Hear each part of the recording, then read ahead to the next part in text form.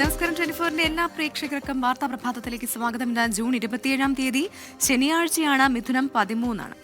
എല്ലാ പ്രിയപ്പെട്ട പ്രേക്ഷകർക്കും ഒരു നല്ല ദിവസം ആശംസിക്കുന്നു. ഏറെ വാർത്തകൾ പ്രതീക്ഷിക്കുന്ന ദിവസമാണ്. അന്താരാഷ്ട്ര രംഗത്തുനിന്ന് വരുന്ന വാർത്തകൾ അത്ര ശുഭകരമല്ല.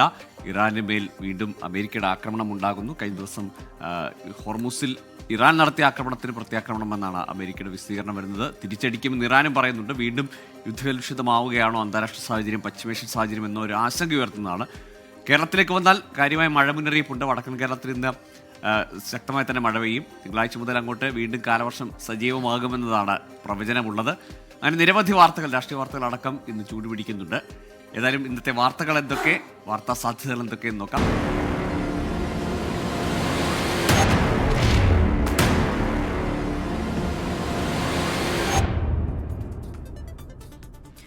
ഇനി വിശദമായ വാർത്തകൾ നോക്കാം. ആദ്യം പശ്ചിമേഷ്യൻ സംഘർഷവുമായി ബന്ധപ്പെട്ട റിപ്പോർട്ടുകളിലേക്കാണ്. സമാധാന ചർച്ചകളൊക്കെ വലിയ പ്രതീക്ഷ നൽകുന്നതായിരുന്നു. പക്ഷേ പശ്ചിമേഷ്യയിലെ സമാധാന ശ്രമങ്ങൾക്ക് തിരിച്ചടിയായി ഇറാനിലെ അമേരിക്കയുടെ ആക്രമണം. ഇറാന്റെ ഡ്രോൺ മിസൈൽ കേന്ദ്രങ്ങളാണ് അമേരിക്ക ആക്രമിച്ചത്. ഇരു രാജ്യങ്ങളും തമ്മിൽ ധാരണാപത്രം ഒപ്പിട്ട ശേഷം നടക്കുന്ന ആദ്യ ആക്രമണമാണ് ഇത് എന്നാണ് അറിയുന്നത്.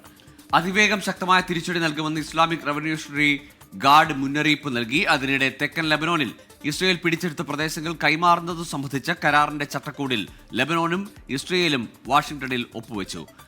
അമേരിക്കയിൽ നിന്ന് മധു കൊട്ടാരക്കര നൽകും വിവരങ്ങൾ. മധു, ഗുഡ് മോർണിംഗ്. നമ്മളൊരു സമാധാനത്തിലേക്ക് പോകുന്നു. ലോകത്തെ ആകമാനം ഈ വ്യാപാര ബന്ധങ്ങളടക്കം എണ്ണവില കുറയുന്നു. അങ്ങനെ ബാക്ക് ടു നോർമൽ എന്ന് പ്രതീക്ഷിക്കുന്ന ഘട്ടത്തിലാണ് വീണ്ടും ആക്രമണം ഇന്നലെ തുടങ്ങി വെക്കുന്നത്. അമേരിക്കയും തിരിച്ചടിക്കുന്നു. അതിന് മറുപടി ഉണ്ടാകും ഇറാൻ എന്ന് വരുമ്പോൾ വീണ്ടും സംഘർഷത്തിലേക്ക് പോവുകയാണോ സാഹചര്യങ്ങൾ? Good morning Gokul, Pravitha. തീർച്ചയായിട്ടും നിരാശ നൽകുന്ന പ്രതികരണമാണ് രണ്ട് രാജ്യങ്ങളുടെ ഭാഗത്തു നിന്നും ഉണ്ടായിരിക്കുന്നത്. ഹോർമൂസ് കടലിടുക്കിലെ ചരക്ക് കപ്പലിന് നേരെ ഇറാൻ ആണ് ഈ ഡ്രോൺ ആക്രമണം തുടങ്ങി വെച്ചത്. അതിന്റെ തിരിച്ചടിയായിട്ടാണ് വെള്ളിയാഴ്ച അമേരിക്കൻ സൈന്യം ഇറാനിൽ വ്യോമാക്രമണം നടത്തിയത്. കഴിഞ്ഞ ആഴ്ചയാണ് ഈ വെടിനിർത്തൽ നിലവിൽ വന്നത്. അത് ലംഘിച്ചുവെന്ന് ഇതിനെ തുടർന്ന് രണ്ട് രാജ്യങ്ങളും പരസ്പരം ആരോപിക്കുകയും ചെയ്യുന്നുണ്ട്.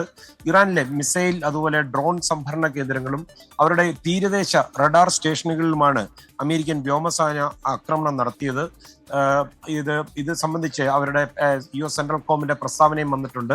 സൈനിക നടപടി പൂർത്തിയായതായിട്ടാണ് സെൻട്രൽ കോം പറയുന്നത്. അതുപോലെ വാണിജ്യ കപ്പലുകൾക്ക് നേരെ ഇറാൻ നടത്തിയത് ഒരു പ്രകോപനമില്ലാത്ത ഒരു ആക്രമണമാണ്. ഇത് വെടിനിർത്തലിന്റെ ലംഘനമാണെന്നും US സെൻട്രൽ കമാൻഡ് പുറത്തിറക്കിയ പ്രസ്താവനയിൽ പറയുന്നുണ്ട്. ചരക്ക് കപ്പലിന് നേരെ ഉണ്ടായ ഈ ആക്രമണം അതിന് ശക്തമായി മറുപടി നൽകിയതും ആയിട്ടും സെൻട്രൽ കമാൻഡ് വ്യക്തമാക്കുന്നുണ്ട്. അതേസമയം തെക്കൻ ഇറാനിലെ സിറിക് തുറമുഖത്തിന് സമീപം ആണ് അമേരിക്ക ആക്രമണം നടത്തിയതും അതിനുള്ള മറുപടി ഉടൻ തന്നെ നൽകുന്നതായിരിക്കുമെന്നാണ് IRGC പറയുന്നത്. ചരക്ക് കപ്പലിന് നേരെ ഈ ആക്രമണം ഉണ്ടായതിന്റെ തൊട്ട് പിന്നാലെ ഈ ഹോർമൂസ് കടലിടുക്കിന്റെ നിയന്ത്രണം ഏറ്റെടുക്കുമെന്ന് ഇറാൻ മുന്നറിയിപ്പ് നൽകിയിട്ടുണ്ട്. ആക്രമണത്തിൽ ഇറാനെ കുറ്റപ്പെടുത്തിക്കൊണ്ട് US പ്രസിഡന്റ് ഡൊണാൾഡ് ട്രംപ് വന്നിട്ടുണ്ട്. അദ്ദേഹം പറയുന്നത് ഇത് കഴിഞ്ഞ ആഴ്ചയുണ്ടായ വെടിനിർത്തൽ കരാറിന്റെ ലംഘനമാണ്, അമേരിക്കയുമായിട്ട് സഹകരിക്കരുതെന്ന്. അതേസമയം ഗൾഫ് രാജ്യങ്ങൾക്ക് ഇറാൻ മുന്നറിയിപ്പ് നൽകിയിട്ടുണ്ട്. ഇസ്രയേലും ഇറാനും ഒക്കെ പിന്തുണയുള്ള ഹിസ്ബുള്ളയും തമ്മിലുള്ള പോരാട്ടം അവസാനിപ്പിക്കുന്നതിന് ഇസ്രയേലും ലെബനാനും അതേസമയം അല്പം മണിക്കൂറുകൾക്ക് മുമ്പ് ഒരു കരാറിൽ ഏർപ്പെട്ടിട്ടുണ്ട്. ഇതേ തുടർന്ന് ലെബനനിലെ പല മേഖലകളിൽ നിന്നും സൈന്യത്തെ പിൻവലിക്കുമെന്ന് ബെഞ്ചമിൻ നെതന്യാഹു പറയുകയും ചെയ്തിട്ടുണ്ട്. ഒരു കാര്യമുള്ളത്, നേരത്തെ തന്നെ ഈ ധാരണാപത്രം വരുമ്പോൾ തന്നെ ദുർബലമായ ഒരു കരാറെന്ന വിലയിരുത്തലുണ്ടായിരുന്നു. പല വ്യവസ്ഥകളിലും ഇരു രാജ്യങ്ങൾക്കും ഒരിക്കലും യോജിക്കാൻ കഴിയാത്ത പല വ്യവസ്ഥകളുണ്ട്, അല്ലെങ്കിൽ ഇറാൻ അംഗീകരിക്കാത്ത നിരവധി വ്യവസ്ഥകൾ മുന്നോട്ട് വെച്ചു. ഏറ്റവും ഒടുവിലത്തെ കാര്യമെടുത്താൽ ഈ നഷ്ടപരിഹാര തുക എങ്ങനെ വിനിയോഗിക്കണം ഇറാൻ എന്ന കാര്യത്തിൽ അമേരിക്ക മുന്നോട്ട് വെച്ച നിർദ്ദേശങ്ങളൊന്നും ഇറാന് സ്വീകാര്യവുമല്ല. അപ്പോൾ ഇങ്ങനെ ആക്രമണങ്ങൾ കൂടി വന്നാൽ ഹോർമൂസ് മേഖലയിൽ വീണ്ടും ഈ കപ്പൽ ഗതാഗതവും ചരക്ക് നീക്കവും അനിശ്ചിതത്വത്തിലായാൽ തുടർ സമാധാന ചർച്ചകളെയും അത് ബാധിക്കില്ലേ? തീർച്ചയായിട്ടും ഗോകുൽ, കാരണം ഈ കഴിഞ്ഞ ഓഗസ്റ്റിൽ B2 ബോംബർ വെച്ചുള്ള ആക്രമണത്തിന് ശേഷം ഇറാനുമായിട്ടുള്ള അമേരിക്കയുടെ ചർച്ചകൾ പലതും പാതി വഴിക്ക് മുടങ്ങിപ്പോവുകയായിരുന്നു. അതിനുശേഷമാണ് ഫെബ്രുവരി അവസാനം യുദ്ധത്തിലേക്ക് പോയത്. അതിനുശേഷവും ഇത് അവസാനിപ്പിക്കാൻ വേണ്ടി ഏറെ പരിശ്രമിച്ചതാണ്. 14 ഒരു താൽക്കാലിക കരാറാണ് ഇപ്പോൾ നിലവിലുള്ളത്. ഇതിന്റെ ആദ്യഘട്ട ചർച്ച വലിയ പ്രശ്നങ്ങളില്ലാതെ പോവുകയും രണ്ടാം ഘട്ട ചർച്ച ഈ ജൂൺ 30 ആരംഭിക്കാൻ ഇരിക്കുകയാണ്. അതും സാങ്കേതിക തലത്തിലാണ്. അതിലായിരിക്കും ആണവ വിഷയം ഉൾപ്പെടെയുള്ള അല്ലെ ബാലിസ്റ്റിക് മിസൈലുകളും ഒക്കെയുള്ള വിഷയങ്ങളും, അതുപോലെ തന്നെ നേരത്തെ ഗോകുൽ പറഞ്ഞതുപോലെ $300 കോടി പുനരുദ്ധാരണ പദ്ധതിയും അതിന്റെ പണം എങ്ങനെ ചെലവഴിക്കണം എന്നുള്ളത് ഡൊണാൾഡ് ട്രംപ് പറയുന്നത് ആ പണം ആഹാരം വാങ്ങിക്കാൻ വേണ്ടിയും പട്ടിണി മാറ്റാൻ വേണ്ടിയും അത് അമേരിക്കയിൽ നിന്നുള്ള കാർഷിക ഉൽപ്പന്നങ്ങൾ വാങ്ങിക്കണം എങ്ങനെയൊക്കെയുള്ള കാര്യങ്ങൾ വഴിമുട്ടി നിൽക്കുന്ന ഒരു ചർച്ചയിലേക്ക് പോകുമ്പോൾ തന്നെയാണ് ഇത്തരമൊരു ആക്രമണം. അതുകൊണ്ട് തന്നെ നമുക്ക് പശ്ചിമേഷ്യയിൽ നിന്ന് ഈ പ്രഭാതത്തിൽ വരുന്ന വാർത്തകൾ അത്ര ശുഭകരമല്ല. ഗോകുൽ, ശരിയാണ്. പശ്ചിമേഷ്യൻ സംഘർഷവുമായി ബന്ധപ്പെട്ട റിപ്പോർട്ട്. പശ്ചിമേഷ്യയിലെ സമാധാന ശ്രമങ്ങൾക്ക് തിരിച്ചടിയായാണ് ഇപ്പോൾ അമേരിക്ക ഇറാനിൽ ആക്രമണം നടത്തിയിരിക്കുന്നത്. ഇറാന്റെ ഡ്രോൺ മിസൈൽ കേന്ദ്രങ്ങളാണ് അമേരിക്ക ആക്രമിച്ചത്. അമേരിക്കയെ ആക്രമിച്ചതിന് പ്രതിഫലമായി നൽകിയതാണ് ഈ ആക്രമണം എന്നാണ് അമേരിക്കയുടെ വിശദീകരണം. ഫലത്തിൽ സമാധാന ചർച്ചകളെല്ലാം പ്രതിസന്ധിയിലാക്കുന്നതും ഒപ്പം പശ്ചിമേഷ്യയിൽ വീണ്ടും അശാന്തിയും ഭീതിയും പടർത്തുന്നതുമാണ് നിലവിലെ ആക്രമണം. വീര്യം കുറഞ്ഞ മദ്യത്തിന് നികുതിയിളവ് നൽകിയ തീരുമാനം അന്തിമമാക്കാൻ UDF ചേരുന്നതിൽ പ്രതിസന്ധി.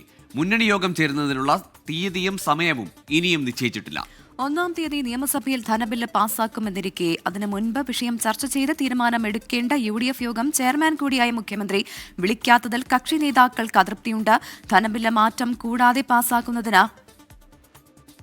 കോൺഗ്രസിലും മുന്നണിയിലും സമവായത്തിന് നീക്കം നടത്തുകയാണ് മുഖ്യമന്ത്രി VD സതീശൻ. വിവരങ്ങളുമായി മേഘന മുരളിയെ ചേരുകയാണ്. തിരുവനന്തപുരത്ത് നിന്ന് മേഘന, good morning.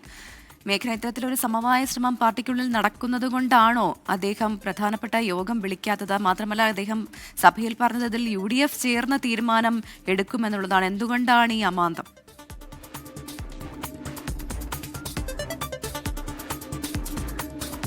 Good morning Pravitha, Gokul. വീര്യം കുറഞ്ഞ മദ്യത്തിന് കുറഞ്ഞ നികുതി എന്ന തീരുമാനം ബജറ്റിൽ മുന്നണിയുമായോ അല്ലെങ്കിൽ മറ്റ് ഈ എക്സൈസ് വകുപ്പുമായോ തീരുമാനിക്കാതെ എടുത്തു എന്നുള്ള വിമർശനം മുന്നേ തന്നെ ഉണ്ടായിരുന്നു. പിന്നീട് നടന്ന നിയമസഭാ സമ്മേളനത്തിലാണ് മുഖ്യമന്ത്രിയുടെ ടേൺ കാണുകയും ചെയ്യുന്നത്. അതിൽ പിന്നീട് മുന്നണിയുമായി ചർച്ച ചെയ്യാം, എന്നിട്ട് അന്തിമ തീരുമാനമെടുക്കുമെന്നുള്ളതായിരുന്നു മുഖ്യമന്ത്രി അവസാനമായി പറഞ്ഞത്. പക്ഷേ ഇതുവരെ മുന്നണി യോഗം വിളിക്കാൻ അല്ലെങ്കിൽ എപ്പോഴാണ് മുന്നണി യോഗം എന്നുള്ള കാര്യത്തിൽ ഇതുവരെ വ്യക്തത വന്നിട്ടില്ല. അതിൽ മറ്റ് ഘടകകക്ഷികൾക്ക് അടക്കം അതൃപ്തി ഉണ്ട് എന്നുള്ളതാണ് മനസ്സിലാക്കാൻ കഴിയുന്നത്. അതിൽ VD സതീശൻ പ്രഥമ ബജറ്റിൽ പറഞ്ഞിട്ടുള്ളൊരു തീരുമാനം അതെങ്ങനെ ടേൺ അടിക്കും എന്നുള്ള കാര്യം തന്നെയാണ് നോക്കിക്കാണുന്നത്. കാരണം തീരുമാനത്തിലൊരു മാറ്റം വരുമോ VD സതീശന്റെ എന്നുള്ളതാണ് നോക്കിക്കാണുകയും ചെയ്യുന്നത്. അതിൽ VD സതീശന്റെ ഒരു വിശദീകരണം എന്ന് പറയുന്നത് ബജറ്റ് അവതരിപ്പിക്കുമ്പോൾ അത് മറ്റു വകുപ്പുമായി ആലോചിക്കേണ്ടതില്ല, അതുപോലെ തന്നെ ഈ ഫയൽ നീക്കം അടക്കം വളരെ വേഗത്തിൽ നടന്നു എന്നുള്ള വിവരങ്ങളൊക്കെ പുറത്തു വന്നിരുന്നു. പക്ഷേ ബജറ്റുമായി ബന്ധപ്പെട്ട് അങ്ങനെ തന്നെയാണ് പല വിഷയങ്ങളുടെയും ഫയൽ നീങ്ങുക എന്നുള്ളതാണ് മുഖ്യമന്ത്രി VD സതീശൻ പറയുകയും ചെയ്തത്. എന്നാൽ ഘടകകക്ഷികളിൽ വലിയ അതൃപ്തിയുണ്ട്. കാരണം അത് ഇത്ര വലിയൊരു തീരുമാനം, മദ്യനയവുമായി ബന്ധപ്പെട്ട് കിടക്കുന്ന ഒരു തീരുമാനം മുന്നണികളുമായി ആലോചിക്കാതെ എടുത്തു എന്നുള്ള വലിയ അതൃപ്തിയുണ്ട്. അതിൽ പ്രതിപക്ഷം നേരത്തെ തന്നെ സമരരംഗത്തുണ്ട്. പ്രതിപക്ഷത്തിന്റെ ഒരു പ്രതിഷേധം മറികടന്നും ഈ ഒരു തീരുമാനം ഈ 1-ാം തീയതി ധനബില്ല് അവതരിപ്പിക്കാനിരിക്കെ എടുക്കാം. പക്ഷേ ഭരണപക്ഷത്ത് തന്നെ അതൃപ്തി ഉണ്ട് എന്നുള്ളതാണ്. മുതിർന്ന നേതാവായിട്ടുള്ള VM സുധീരനടക്കം അതൃപ്തിയുമായി മുന്നോട്ട് വന്നു. അതിൽ 1-ാം തീയതി ധനബില്ല് അവതരിപ്പിക്കുമ്പോൾ ഈ ഒരു സംഭവം, അതായത് ഈ കുറഞ്ഞ നികുതി എന്നുള്ള കാര്യം ഉണ്ടാകരുത് എന്നുള്ളതാണ് VM സുധീരനടക്കം മാധ്യമങ്ങളുടെ മുന്നിൽ വന്ന് പ്രതികരിക്കുകയും ചെയ്തത്. ആ ഒരു സാഹചര്യത്തിൽ വലിയ പ്രതിസന്ധി VD സതീശനും ഉണ്ട് എന്നുള്ള കാര്യം തന്നെയാണ് മനസ്സിലാക്കാൻ കഴിയുന്നത്. ഈ മുന്നണി യോഗം വിളിക്കുമെന്ന് പറയുമ്പോഴും ഈ 1-ാം തീയതിക്ക് മുന്നേ എപ്പോൾ മുന്നണി യോഗം വിളിക്കും, കൂടാതെ മുന്നണിയിൽ വിവിധ അഭിപ്രായങ്ങൾ വരും. കാരണം പലർക്കും ഇതിനോട് എതിർപ്പുണ്ട് എന്നുള്ള കാര്യം വ്യക്തമാണ്. അതെങ്ങനെയാണ് ഒരു സമവായത്തിലേക്ക് എത്തുക എന്നുള്ള കാര്യങ്ങളടക്കം നോക്കിക്കാണേണ്ടതുണ്ട്. അതിൽ ഈ മുന്നണി യോഗം വിളിക്കാതെ തന്നെ ഈ മുന്നണികളെയും അതുപോലെ തന്നെ എതിർപ്പറിയിച്ച നേതാക്കളെയും ഒന്ന് സമവായത്തിലേക്ക് എത്തിക്കാനാണ് നിലവിൽ മുഖ്യമന്ത്രി VD സതീശൻ ശ്രമിക്കുന്നത് എന്ന് മനസ്സിലാക്കുന്നു. കാരണം പ്രഥമ ബജറ്റിൽ ഏറ്റവും വലിയൊരു പദ്ധതി എന്നുള്ള രീതിയിലാണ് കുറഞ്ഞ നികുതി എന്നുള്ള കാര്യം നടപ്പിലാക്കിയത്. ആ ഒരു സംഭവത്തിൽ നിന്ന് ടേൺ പോകുമോ, അല്ലെങ്കിൽ അത് എത്രത്തോളം VD സതീശന്റെ ഇമേജിന് കോട്ടം സംഭവിക്കുമെന്നുള്ള കാര്യം കൂടി ചർച്ചയാകുന്നുണ്ട് എന്നുള്ളതും വ്യക്തമാണ്. എന്തായാലും അതിൽ മുന്നണി യോഗം വിളിക്കാത്തതിൽ UDF ഘടകകക്ഷി നേതാക്കൾക്കാണ് നിലവിൽ അതൃപ്തിയുള്ളത്. ഇനി കുറഞ്ഞ സമയം മാത്രമേ ഉള്ളൂ. എന്ത് തീരുമാനമെടുക്കും VD സതീശൻ എന്നുള്ളതാണ് നോക്കിക്കാണേണ്ടത്. ശരി മേഘ്ന, ഏതായാലും ഇനി ഈ ഒരു മാസം തേക്കുമ്പോൾ തന്നെ 2 വിഷയങ്ങളിൽ ടേൺ എടുത്തു UDF സർക്കാർ, അതായത് അളിയൻ നിയമനത്തിലും ലീഡർ നിയമനത്തിലും. അപ്പോൾ 2 കാര്യങ്ങളിൽ ടേൺ എടുത്താണ്. അപ്പോൾ ഇനി ഒരു ടേൺ കൂടി എടുക്കുക എന്നത് VD സതീശനെ സംബന്ധിച്ചിടത്തോളം മുഖ്യമന്ത്രി എന്ന നിലയ്ക്ക് അത് വലിയ ക്ഷീണമാണ്. അക്കാര്യത്തിലേക്ക് ആ ഒരു നീക്കത്തിലേക്ക് VD സതീശൻ പോകില്ല. അപ്പോഴും VM സുധീരൻ്റെ കനത്ത പ്രതിരോധം അല്ലെങ്കിൽ പ്രതിഷേധം പരസ്യമായി തന്നെ നിൽക്കുന്നു. അതിനെ ഇനി മുഖവിലേക്ക് എടുക്കുമോ നേതാക്കൾ എന്നതാണ് മറ്റു കണ്ടറിയുന്നത്. രണ്ട് കാര്യങ്ങൾ പോലെയല്ല, ഇതിനല്പം ഗ്രാവിറ്റി കൂടുതലാണ് എന്നുള്ള കാര്യം കൂടി നമ്മൾ ഓർക്കേണ്ടതുണ്ടല്ലേ. ഇന്ന് നമുക്ക് കാലാവസ്ഥയുമായി ബന്ധപ്പെട്ട റിപ്പോർട്ടിലേക്ക് പോകാം. ഒരിടവേളയ്ക്ക് ശേഷം സംസ്ഥാനത്ത് വീണ്ടും കാലവർഷം സജീവമാവുകയാണ്. ഇന്നു മുതൽ ഒറ്റപ്പെട്ട ശക്തമായ മഴയ്ക്ക് സാധ്യതയെന്ന് കേന്ദ്ര കാലാവസ്ഥാ വകുപ്പിന്റെ മുന്നറിയിപ്പും വരുന്നുണ്ട്. മലപ്പുറം, കോഴിക്കോട്, വയനാട്, കണ്ണൂർ, കാസർഗോഡ് ജില്ലകളിൽ യെല്ലോ മുന്നറിയിപ്പ് നൽകി. ദിലിഷ തിലകനുണ്ട് വിവരങ്ങളുമായി കോഴിക്കോട് നിന്ന്. ദിലിഷ, കഴിഞ്ഞ ഒരാഴ്ച മഴ ഏതാണ്ട് മാറി നിന്ന് കാര്യമായി വെയിലും ചൂടും ഒക്കെ ആയിരുന്നു. അത് കഴിഞ്ഞ് വീണ്ടും കാലവർഷം സജീവമാകും അടുത്ത ദിവസങ്ങളിലെന്നാണ് മുന്നറിയിപ്പ്. ഇന്ന് എങ്ങനെയാണ് വടക്കൻ കേരളത്തിലെ മുന്നറിയിപ്പ്? ഒപ്പം ഇന്നലെ രാത്രിയും പുലർച്ചെയും ഒക്കെ കാര്യമായ മഴയുണ്ടോ വടക്കൻ ജില്ലകളിൽ? Good morning Gokul, Pravitha. നമുക്കറിയാം മാർച്ച്, ഏപ്രിൽ, മെയ് മാസങ്ങളിലെ കടുത്ത വേനലിന് ശേഷം കാലവർഷം എത്തിയപ്പോൾ വലിയ പ്രതീക്ഷ ഉണ്ടായിരുന്നു. എന്നാൽ സംസ്ഥാനത്ത് പ്രതീക്ഷിച്ച രീതിയിലുള്ള മഴ ലഭിച്ചിട്ടുണ്ടായിരുന്നില്ല എന്നുള്ളതാണ്. വേനലിന് സമാനമായിട്ടുള്ള ഒരു അന്തരീക്ഷം തന്നെയായിരുന്നു. ഇടവിട്ട മഴ മാത്രമാണ് ലഭിച്ചിട്ടുണ്ടായിരുന്നത്. എന്നാൽ ഇപ്പോൾ സംസ്ഥാനത്ത് ഒരു ഇടവേളയ്ക്ക് ശേഷം കാലവർഷം സജീവമാകുകയാണ് എന്നാണ് കേന്ദ്ര കാലാവസ്ഥാ വകുപ്പിന്റെ മുന്നറിയിപ്പുള്ളത്. ഇന്നു മുതൽ ഒറ്റപ്പെട്ട ശക്തമായ മഴയ്ക്ക് സാധ്യതയുണ്ട് എന്ന് കേന്ദ്ര കാലാവസ്ഥാ വകുപ്പ് അറിയിക്കുന്നുണ്ട്. അതിൽ വടക്കൻ കേരളത്തിലെ മുഴുവൻ ജില്ലകളിലും, മലപ്പുറം, കോഴിക്കോട്, വയനാട്, കണ്ണൂർ, കാസർഗോഡ് ജില്ലകളിലെല്ലാം തന്നെ യെല്ലോ അലേർട്ടാണ് നൽകിയിട്ടുള്ളത്.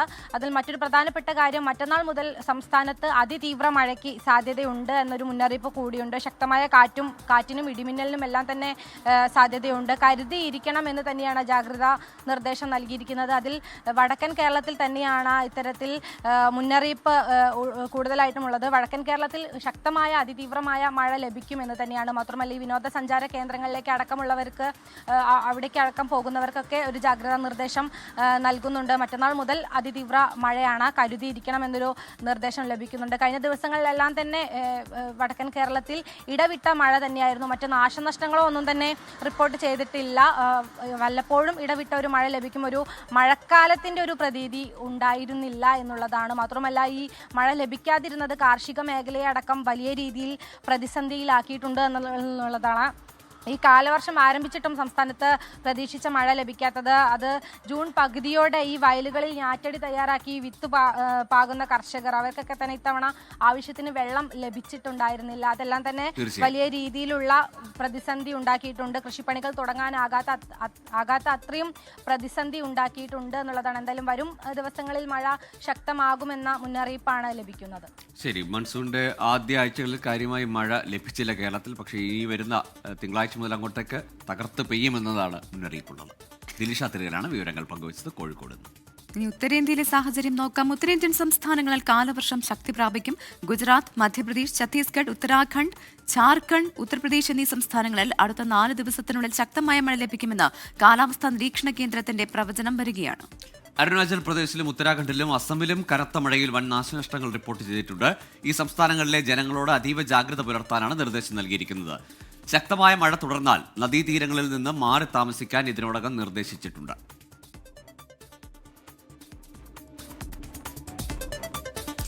നമ്മൾ തിരുവനന്തപുരത്തേക്ക് പോവുകയാണ്. തിരുവനന്തപുരം കോർപ്പറേഷൻ അവിശ്വാസ പ്രമേയം കൊണ്ടുവരാൻ UDF പാർലമെന്ററി പാർട്ടിയുടെ തീരുമാനം. LDF എന്ത് നിലപാട് സ്വീകരിക്കും എന്നുള്ളതാണ് നിർണായകം. എന്നാൽ ഇത് രാഷ്ട്രീയമായി തീരുമാനിക്കേണ്ട വിഷയമാണെന്നും രാഷ്ട്രീയ പരിശോധനയ്ക്ക് തയ്യാറാകുമെന്നുമാണ് LDF വ്യക്തമാക്കിയിരിക്കുന്നത്. NDAക്കൊപ്പം നിലവിൽ നിൽക്കുന്ന സ്വതന്ത്രന്റെ നീക്കങ്ങളും നിർണായകമാണ്. മേഘ്ന മുരളിയുണ്ട് വിശദാംശങ്ങളുമായി തിരുവനന്തപുരത്ത് നിന്ന്. മേഘ്ന, ഗുഡ് മോർണിംഗ് അഗൈൻ. തിരുവനന്തപുരം വീണ്ടും ഒരു അവിശ്വാസ നീക്കത്തിലേക്ക് പോകുന്നു. അങ്ങനെ ഒരു മൂവിലേക്ക് UDF പോവുകയാണ്. മറുവശത്ത് LDF പ്രതിഷേധവും പ്രതിരോധവും തുടരും എന്നതാണ് പറയുന്നത്. ഈ അവിശ്വാസ പ്രമേയം പാസ്സാകണമെങ്കിൽ അത് BJPക്ക് NDAക്ക് ഏതെങ്കിലും തരത്തിൽ വെല്ലുവിളിയാകണമെങ്കിൽ LDFും UDFും ഒരുമിച്ച് അതിനെ പിന്തുണയ്ക്കേണ്ടതുണ്ട്. അങ്ങനെ ഒരു നീക്കത്തിലേക്ക്, ആലോചനയിലേക്ക് LDF നേതൃത്വം പോകുമോ? എന്താണ് നേതാക്കളിൽ നിന്ന് ലഭിക്കുന്ന പ്രതികരണം?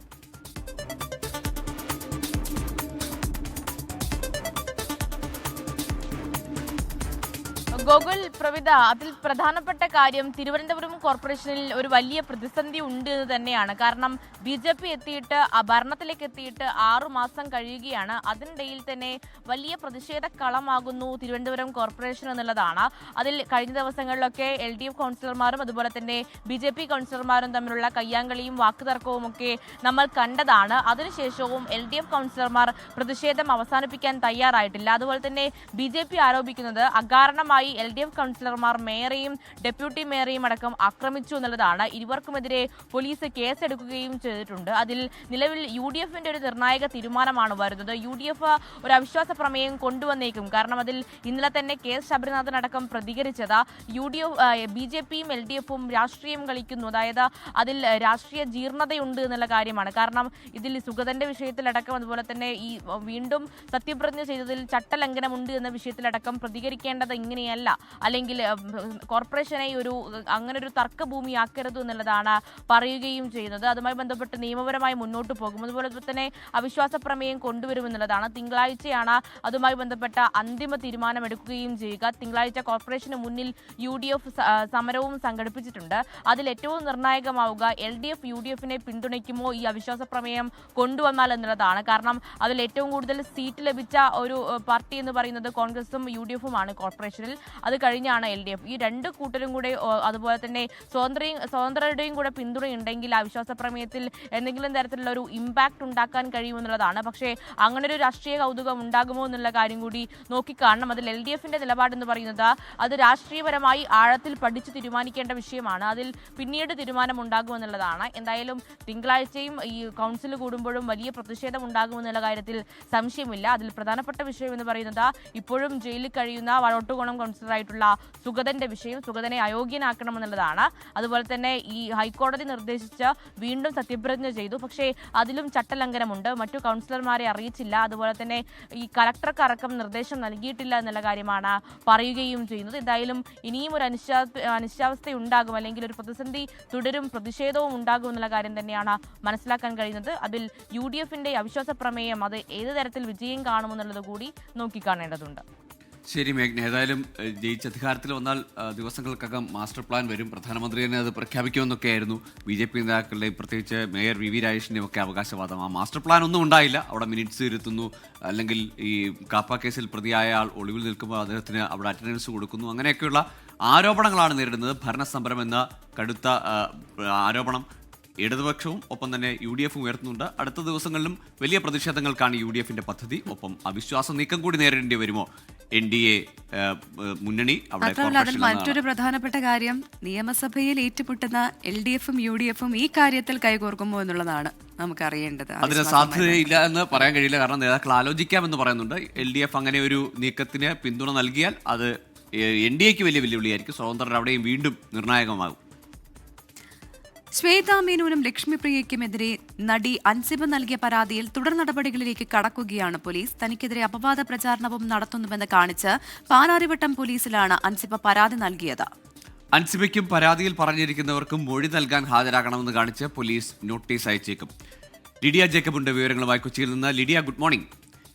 കഴിഞ്ഞ ദിവസമാണ് ഒരു ഓൺലൈൻ മീഡിയയ്ക്ക് നൽകിയ അഭിമുഖത്തിൽ ശ്വേതാ മേനോനും ലക്ഷ്മിപ്രിയയും അൻസിബയ്ക്കെതിരെ കടുത്ത ആക്ഷേപങ്ങൾ ഉന്നയിച്ചത്. അതിൽ വ്യക്തിഹത്യ അടക്കമുള്ള വകുപ്പുകൾ ചൂണ്ടിക്കാട്ടിയാണ് ഇപ്പോൾ പരാതി നൽകിയത് അൻസിബ. രണ്ടാം പരാതിയാണ് അൻസിബയുടെ ഭാഗത്തു നിന്ന് വരുന്നത്. ഈ പരാതിയിൽ അതിവേഗ നടപടിയിലേക്കെന്നാണോ? ഒപ്പം ഇന്നലെ രാത്രിയിൽ അൻസിബയുടേതായി വന്ന ഒരു ഫേസ്ബുക്ക് പോസ്റ്റിൽ മുതിർന്ന താരങ്ങളെ അടക്കം വിമർശിച്ചുകൊണ്ട് അവർ പോലും ഒപ്പം നിന്നില്ല. പ്രത്യേകിച്ച് ഇപ്പോഴത്തെ അഡ്ഹോക് കമ്മിറ്റിയുടെ തലപ്പത്തിരിക്കുന്നവരെ തന്നെ പേര് പറയാതെ വിമർശിച്ചുകൊണ്ടൊരു ഫേസ്ബുക്ക് പോസ്റ്റും ഇന്നലെ വന്നിരുന്നു. ഗോകുൽ, തീർച്ചയായും വിമർശനങ്ങളും ആരോപണങ്ങളുമൊക്കെ അൻസിബ ഹസൻ ഉന്നയിച്ചുകൊണ്ടിരിക്കുകയാണ്. പ്രത്യേകിച്ച് വീണ്ടും പോലീസിനെ സമീപിച്ചിരിക്കുകയാണെന്നുള്ളതാണ് ഏറ്റവും പ്രധാനപ്പെട്ട കാര്യം. ലക്ഷ്മിപ്രിയക്കെതിരെയും ശ്വേതാ മേനോനെതിരെയുമാണ് പോലീസിനെ സമീപിച്ചിരിക്കുന്നത്. അതായത് തനിക്കെതിരെ അപവാദ പ്രചരണം നടത്തുന്നു, അശ്ലീല പ്രചരണങ്ങൾ നടത്തുന്നു, പ്രത്യേകിച്ച് അത്തരത്തിലുള്ള മോശം കഥകൾ തന്നെക്കുറിച്ച് പ്രചരിപ്പിക്കുന്നു എന്നതടക്കമുള്ള കാര്യങ്ങൾ ചൂണ്ടിക്കാണിച്ചാണ് പാലാരിവട്ടം പോലീസിൽ അൻസിബ ഹസൻ പരാതി നൽകിയിരിക്കുന്നത്. അതൊരു ഈയൊരു ലക്ഷ്മിപ്രിയ നൽകിയ ഒരു ഇന്റർവ്യൂവിന്റെ അടിസ്ഥാനത്തിലാണ്, ആ ഒരു പശ്ചാത്തലത്തിലാണ് ഇത്തരത്തിൽ ഒരു വീണ്ടും ഒരു പരാതിയിലേക്ക് കടന്നിരിക്കുന്നത് എന്നുള്ളതാണ്. ആ ഇന്റർവ്യൂവിലുടനീളം അൻസിബയെ വ്യക്തിഹത്യ ചെയ്യുന്ന രീതിയിലുള്ള പരാമർശങ്ങളാണ് ലക്ഷ്മിപ്രിയ നടത്തുന്നത് എന്നുള്ളതാണ് പരാതി. പ്രത്യേകിച്ച് വളരെ മോശമായിട്ടുള്ള കാര്യങ്ങൾ, വളരെ അശ്ലീലം അൻസിബയെ കുറിച്ച് പറഞ്ഞ് പ്രചരിപ്പിക്കുന്നു, മദ്യപിക്കുന്ന അടക്കമുള്ള കാര്യങ്ങൾ അൻസിബയെ കുറിച്ച് പറയുന്നു എന്നുള്ളതാണ് നിലവിൽ അൻസിബ നൽകിയിരിക്കുന്ന പരാതിയിൽ പറയുന്നത്. ഇതിൽ പോലീസ് അൻസിബയുടെ അടക്കം മൊഴി രേഖപ്പെടുത്തിയേക്കും എന്നുള്ളതാണ്. പ്രത്യേകിച്ച് കഴിഞ്ഞ പരാതികളിലൊക്കെ പോലീസിന്റെ നടപടി തരത്തിലായിരുന്നു. പരാതിക്ക് ശേഷം ഇത്തരത്തിൽ പോലീസ് മൊഴിയടക്കം രേഖപ്പെടുത്തിയിരുന്നു. എന്തായാലും അത്തരത്തിലുള്ള തുടർ നടപടികളിലേക്ക് കടക്കാൻ ഒരുങ്ങുകയാണ് പോലീസ് എന്നുള്ളതാണ്. ആ ഒരു പശ്ചാത്തലത്തിൽ അതിനുശേഷമാണ് ഇത്തരത്തിൽ അൻസിബ മുതിർന്ന താരങ്ങൾക്കെതിരെ അടക്കം വിമർശനം ഉന്നയിച്ച് കഴിഞ്ഞ ദിവസം രംഗത്ത് വന്നത്. ഇന്നലെ രാത്രിയാണ് അത്തരത്തിലൊരു ഫേസ്ബുക്ക് പോസ്റ്റ് ഇട്ടത് എന്നുള്ളതാണ്. മുതിർന്ന താരങ്ങൾ പോലും തന്റെ കൂടെ നിന്നില്ല, തന്റെ പരാതി പരിഗണിച്ചില്ല എന്നുള്ള തരത്തിലുള്ള വിമർശനമാണ് ഉന്നയിച്ചത്. പ്രത്യേകിച്ച് അഡ്ഹോക് കമ്മിറ്റിയിലെ അടക്കം ആളുകൾ, വളരെ മുതിർന്ന താരങ്ങൾ അഡ്ഹോക് കമ്മിറ്റിയിലുണ്ട്, അത്തരത്തിലുള്ള താരങ്ങൾ പോലും തന്റെ പരാതി അത് വേണ്ട രീതിയിൽ കേട്ടില്ല, തന്റെ ഒപ്പം നിന്നില്ല എന്നുള്ള വലിയ പരാതി അൻസിബയ്ക്കുണ്ട്. അതാണ് കഴിഞ്ഞ ദിവസം ഫേസ്ബുക്ക് പോസ്റ്റിൽ കൂടി പറഞ്ഞത് എന്നുള്ളതാണ്. എന്തായാലും അൻസിബ നിയമ നടപടിയിലേക്ക് കടന്നിരിക്കുകയാണ്, അത് തുടർന്നുകൊണ്ടിരിക്കുകയാണെന്നുള്ളതാണ്. ആ ഒരു പശ്ചാത്തലത്തിൽ അഡ്ഹോക് കമ്മിറ്റി കൂടി വളരെ വിശദമായിട്ടുള്ള ചർച്ചകളിലേക്കും കാര്യങ്ങളിലേക്കും ഒക്കെ കടക്കുകയാണ്. വളരെ പെട്ടെന്ന് ഈ ഒരു തെരഞ്ഞെടുപ്പ് നടത്താം എന്നുള്ളതാണ് അവരുടെ തീരുമാനം. അതിനുള്ള ചർച്ചകളും തിരക്കിട്ട ഒരുക്കങ്ങളും കൂടിയാണ് അഡ്ഹോക് കമ്മിറ്റിയുടെ ഭാഗത്തു നിന്ന് ഉണ്ടാകുന്നത് എന്നുള്ളതാണ്. അൻസിബ മത്സരിക്കാനില്ല എന്നുള്ളത് നേരത്തെ തന്നെ അറിയിച്ചിരുന്നു. തനിക്ക് ഇനിയും അതിനുള്ള ശക്തിയില്ല എന്നുള്ള തരത്തിലുള്ള പ്രതികരണങ്ങൾ അൻസിബയുടെ ഭാഗത്തു നിന്നും ഉണ്ടായിരുന്നു. ഒപ്പം അൻസിബയ്ക്കെതിരെ അടക്കം ഈ ഒരു എക്സിക്യൂട്ടീവ് കമ്മിറ്റിയിൽ അല്ലെങ്കിൽ അമ്മയിലെ മറ്റുള്ള ആളുകൾക്കെതിരെ അടക്കം ശ്വേത മേനോനും ലക്ഷ്മിപ്രിയയും രംഗത്ത് വരാൻ ഒരു സാധ്യതയുണ്ട് എന്നുള്ളതാണ്. ശ്വേത മേനോൻ ഇന്നലെ വാർത്താ സമ്മേളനം അറിയിച്ചിരുന്നു, പക്ഷേ അത് മാറ്റിവെക്കുകയാണ് ഉണ്ടായത്. ആരോഗ്യ പ്രശ്നങ്ങളെ തുടർന്നാണ് മാറ്റിവെച്ചതെന്നാണ് അറിയാൻ സാധിക്കുന്നത്. എന്തായാലും ഉടനെ തന്നെ ശ്വേത മേനോനും ലക്ഷ്മിപ്രിയയും മാധ്യമങ്ങളെ കണ്ടുവയ്ക്കുമെന്നുള്ള വാർത്ത കൂടിയുണ്ട്. വരും ദിവസങ്ങളിൽ അതുകൂടി നമ്മൾ പ്രതീക്ഷിക്കേണ്ടതുണ്ട് എന്നുള്ളതാണ്. എന്തായാലും ഒരു അമ്മയിലെ പോര് അത് തുടർന്നുകൊണ്ടിരിക്കുകയാണ്. തിരിഞ്ഞുള്ള പോരാട്ടങ്ങൾ, ഒപ്പം പൊട്ടിത്തെറികൾ, ആരോപണ പ്രത്യാരോപണങ്ങൾ അത് അവസാനിക്കുന്നില്ല, അത് തുടർന്നുകൊണ്ടിരിക്കുകയാണ് എന്നുള്ളതാണ് നമുക്ക് ഈ ഒരു വരും ദിവസങ്ങളിൽ അടക്കം കാണാൻ സാധിക്കുന്നത്. ശരി ലിഡിയ, സംഘടനയ്ക്കുള്ളിൽ കണക്കും അല്ലെങ്കിൽ കമ്മിറ്റിക്കെതിരെയുള്ള ആരോപണങ്ങളും ഒക്കെ ആണെങ്കിൽ പുറത്ത് നടക്കുന്ന അംഗങ്ങൾ തമ്മിലുള്ള നിയമ പോരാട്ടമാണ് പരാതി, പോലീസ്, അങ്ങനെ ഈ അംഗങ്ങൾ തമ്മിലുള്ള തർക്കങ്ങൾ പുറത്തും അകത്തും അതങ്ങനെ സജീവമാവുകയാണ്. ഹേമ കമ്മിറ്റി റിപ്പോർട്ടിന് ശേഷം വിപ്ലവകരമായ മാറ്റം അമ്മയിൽ വരുമെന്നും സ്ത്രീകൾ അതിനെ നയിക്കുമെന്നും വലിയ മാറ്റങ്ങൾ അതോടുകൂടി ഉണ്ടാകുമെന്നൊക്കെ പറഞ്ഞുവെങ്കിലും തമ്മിലടി കാരണം ഇപ്പോൾ സംഘടന തന്നെ പ്രവർത്തിക്കാനാകാത്തൊരവസ്ഥയിലേക്ക് എത്തി നിൽക്കുന്നു എന്നുള്ളത് ഖേദകരമാണ്. ലിഡിയ ജേക്കബാണ് വിവരങ്ങൾ നൽകിയത്. കോഴിക്കോട് മെഡിക്കൽ കോളേജിൽ ചികിത്സയിൽ കഴിയുന്ന നിപ്പ രോഗബാധിതന്റെ നില അതീവ ഗുരുതരമായി തുടരുന്നു. ജില്ലയിൽ പുതിയ നിപ്പ കേസുകളോ സമ്പർക്ക പട്ടികയിൽ പുതിയ ആളുകളോ ഉൾപ്പെട്ടിട്ടില്ല. നിലവിൽ 92 പേരാണ് സമ്പർക്ക പട്ടികയിലുള്ളത്. ഇതിൽ 4 പേർ വളരെ ഉയർന്ന റിസ്ക് വിഭാഗത്തിലും 13 പേർ ഉയർന്ന റിസ്ക് വിഭാഗത്തിലും 75 പേർ കുറഞ്ഞ റിസ്ക് വിഭാഗത്തിലുമാണ്. അതേസമയം ഉയർന്ന റിസ്ക് വിഭാഗത്തിൽപ്പെട്ട ഒരാളെ ക്വാറന്റൈനിൽ നിന്ന് ഒഴിവാക്കി. രോഗം ബാധിച്ച ആളുടെ സഹപ്രവർത്തകനാണ് ഇദ്ദേഹം. നിരീക്ഷണ വേളയിൽ രോഗലക്ഷണങ്ങൾ കാണാത്തതിനെ തുടർന്നാണ് ക്വാറന്റൈനിൽ നിന്ന് ഒഴിവാക്കിയത്. സംസ്ഥാനത്ത് ആശങ്കയായി ഷിഗല്ല രോഗബാധ. സംസ്ഥാനത്ത് 8 പേർക്ക് കൂടി രോഗബാധ സ്ഥിരീകരിച്ചു. പുതിയ കേസുകൾ കൂടി റിപ്പോർട്ട് ചെയ്തതോടെ ഈ വർഷത്തെ ആകെ രോഗബാധിതരുടെ എണ്ണം 256 ഉയർന്നു. ജൂണിൽ മാത്രം രോഗവ്യാപനത്തിൽ വൻ വർധനയാണ് രേഖപ്പെടുത്തിയത്. ഈ മാസം 180 ഷിഗല്ല കേസുകളാണ് സംസ്ഥാനത്ത് റിപ്പോർട്ട് ചെയ്തത്. ഏറ്റവും കൂടുതൽ കേസുകൾ റിപ്പോർട്ട് ചെയ്തിരിക്കുന്നത് കോഴിക്കോട് ജില്ലയിലാണ്. ജില്ലയിൽ ജൂണിൽ മാത്രം 61 കേസുകൾ റിപ്പോർട്ട് ചെയ്തു.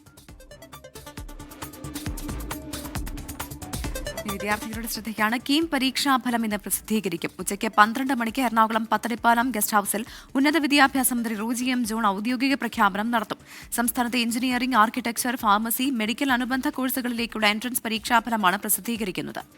CBSE പരീക്ഷാ പുനർമൂല്യനിർണ്ണയത്തിലെ അപാകതകൾ മൂലം പ്രതിസന്ധി നേരിട്ട വിദ്യാർത്ഥികൾക്ക് മാർക്ക് ലിസ്റ്റ് അപ്ലോഡ് ചെയ്യാനുള്ള സമയപരിധി അനുവദിച്ചതിന് ശേഷമാണ് ഫലം പ്രസിദ്ധീകരിക്കുന്നത്. 1 ലക്ഷത്തിലധികം വിദ്യാർത്ഥികളാണ് ഇത്തവണ കീം എൻട്രൻസ് എഴുതി ഫലത്തിനായി കാത്തിരിക്കുന്നത്. ഓഗസ്റ്റ് മാസത്തോടെ പ്രൊഫഷണൽ ഡിഗ്രി കോഴ്സുകളിലേക്കുള്ള പ്രവേശന നടപടികൾ പൂർത്തീകരിക്കാനാണ് ഉന്നത വിദ്യാഭ്യാസ വകുപ്പിന്റെ തീരുമാനം. കോഴിക്കോട് വിലങ്ങാട് വനമേഖലയിൽ കുടുങ്ങിയ യുവാക്കൾക്കെതിരെ കേസെടുക്കാൻ വനംവകുപ്പ്. അനധികൃതമായി വനത്തിൽ കയറിയതിനാണ് നടപടി. നിലവിൽ വനം വകുപ്പിന്റെ കസ്റ്റഡിയിലാണ് യുവാക്കൾ. ദിലിഷ തിലകനാണ് കോഴിക്കോട് നിന്ന് ചേരുന്നത്. ദിലിഷ, ഇന്നലെ രാത്രിയോടെയാണ് ഈ സംഭവം. എന്തായാലും 11:45 യുവാക്കളെ സുരക്ഷിതമായി പുറത്തെത്തിക്കാൻ വനം വകുപ്പിന് സാധിച്ചു. ഇവർക്കെതിരെ കേസെടുക്കുന്നുവെന്ന് അറിയുന്നു. ഏതൊക്കെ വകുപ്പുകളാണ് ചുമത്തുക?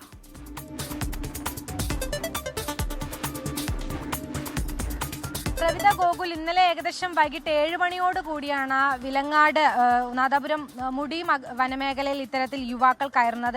അതായത് ഏകദേശം 7 മണിയോട് കൂടി യുവാക്കൾ അവിടെ എത്തിയിട്ടുണ്ട് എന്ന് തന്നെയാണ് കരുതുന്നത്. ശേഷം അവിടെ നിന്ന് ആ പ്രദേശത്ത് നിന്ന് തന്നെ വടകര രജിസ്ട്രേഷനിലുള്ള 2 ബൈക്കുകൾ കിട്ടുകയായിരുന്നു. ആ സമയത്താണ് നാട്ടുകാർക്ക് മനസ്സിലാകുന്നത് മുകളിൽ വനമേഖലയിൽ യുവാക്കൾ കുടുങ്ങിയിട്ടുണ്ട് എന്നുള്ളത്. മാത്രവുമല്ല, മുകളിൽ നിന്ന് കുട്ടിയുടെ കരച്ചിലും അതുപോലെ തന്നെ ടോർച്ചിന്റെ വെളിച്ചവും ശബ്ദവും കേട്ടതായിട്ടൊക്കെ നാട്ടുകാർ പറയുന്നുണ്ടായിരുന്നു. ഉടൻ തന്നെ വിലങ്ങാട് വനം വകുപ്പിലും അതുപോലെ തന്നെ ഫയർഫോഴ്സിലും വിവരം അറിയിക്കുകയും മണിക്കൂറുകളോളം നീണ്ട തെരച്ചിലായിരുന്നു. രാത്രിയിലെ ഈ രക്ഷാപ്രവർത്തനം എന്ന് പറയുന്നത്, തെരച്ചിൽ എന്ന് പറയുന്നത് അതീവ ദുഷ്കരം തന്നെയായിരുന്നു. കാരണം ഈ കുത്തനെയുള്ള കയറ്റമാണ് ഈ വനമേഖല എന്ന് പറയുന്നത്. ഏതാണ്ട് വയനാട് വനമേഖലയോട് സമീപത്ത് തന്നെ നിൽക്കുന്ന ഒരു പ്രദേശമാണ് ഇത്. മാത്രവുമല്ല, പാറക്കെട്ടുകൾ നിറഞ്ഞ വനമേഖലയിൽ അട്ടശല്യമുണ്ട്, കാട്ടാന ശല്യമുണ്ട്, വന്യജീവികളുടെ ആക്രമണം, ഭീതി അടക്കം നിലനിൽക്കുന്ന ഒരു പ്രദേശമാണ്. അവിടെയാണ് ഇത്തരത്തിൽ യുവാക്കൾ കയറിയത്.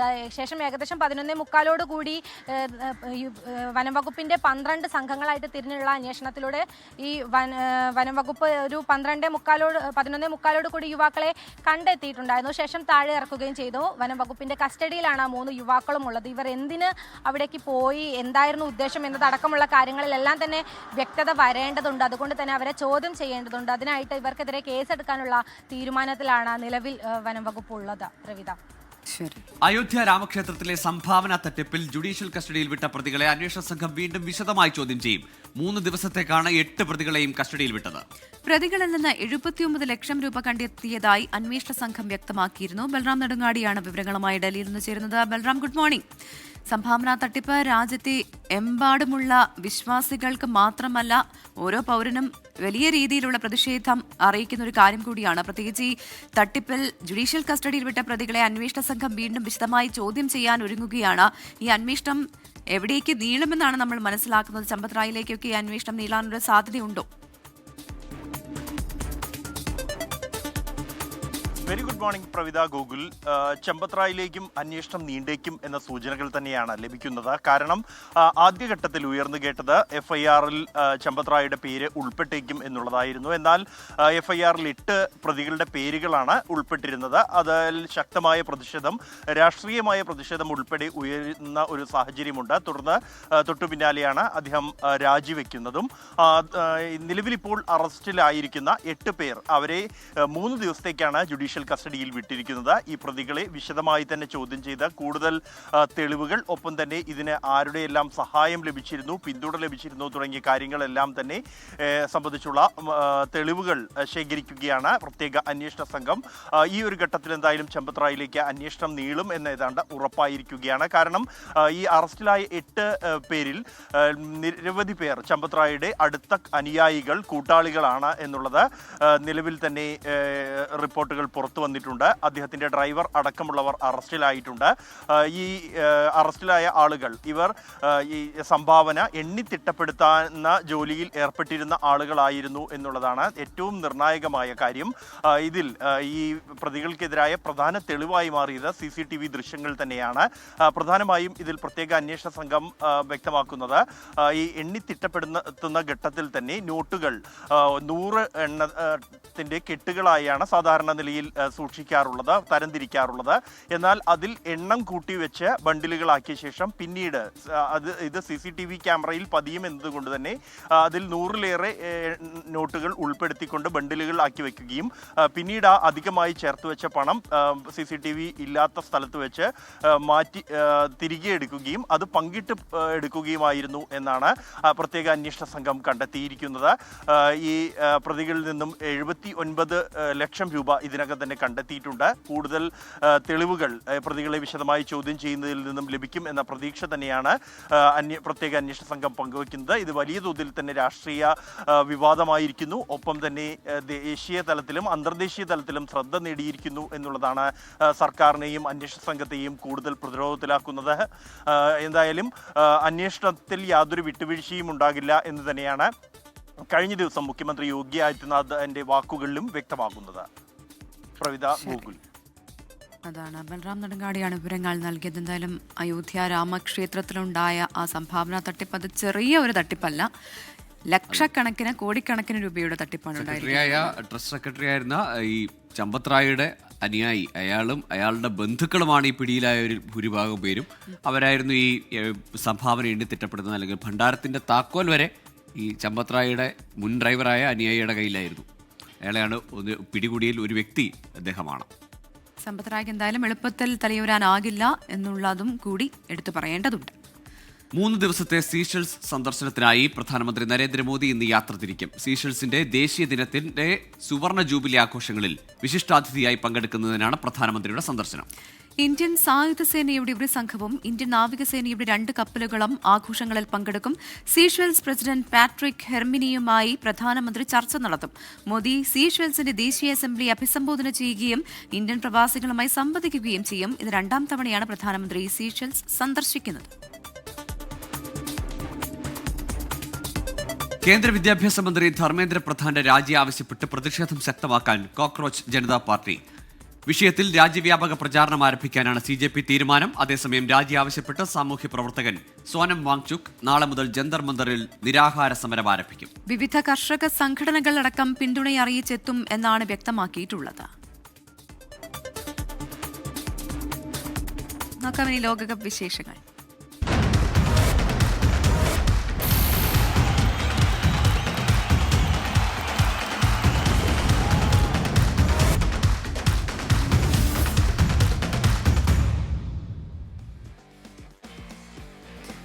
ഫിഫ ലോകകപ്പിൽ നോർവേക്കെതിരെ ഫ്രാൻസിന് വമ്പൻ ജയം. 1-4 ഗോളിനാണ് മുൻ ചാമ്പ്യന്മാരുടെ ജയം. ഉസ്മാൻ ഡെംബെലെക്ക് ഹാട്രിക് നേട്ടം. മത്സരത്തിൽ ഡിസേ ഡൂവോ 1 ഗോളും നേടി. 3 മത്സരവും ജയിച്ച ഫ്രാൻസാണ് ഗ്രൂപ്പ് I ചാമ്പ്യന്മാർ. ഇറാഖിനെ എതിരില്ലാത്ത 5 ഗോളുകൾക്ക് തകർത്ത് സെനഗൽ മിന്നും ജയം സ്വന്തമാക്കി. ലോകകപ്പിൽ ഒരു മത്സരത്തിൽ ഏറ്റവും കൂടുതൽ ഗോൾ നേടുന്ന ആഫ്രിക്കൻ ടീമെന്ന നേട്ടത്തിലെത്തിയ സെനഗൽ നോക്കൌട്ട് പ്രതീക്ഷ നിലനിർത്തി.